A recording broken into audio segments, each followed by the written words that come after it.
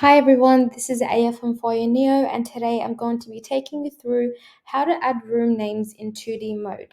So it's actually very simple. You will notice that inside of each individual space that you have, it just says room and it has the square meterage of the space as well.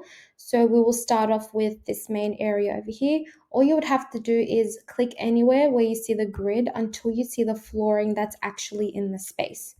Once I do that, I will come into the edit pen tool up top, and over here with room properties, you can see it says room, which is the name of the room. So I'm just going to name this one living room and click into the grid to get out.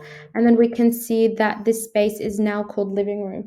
And you can go around and do this everywhere. So I'll do it with this bedroom over here.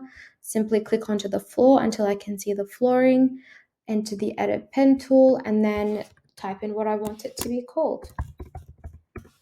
And you can go around and name all of the spaces in your home and be able to really tell what everything is a little bit easier. So I hope that this simple tutorial was helpful, and happy design.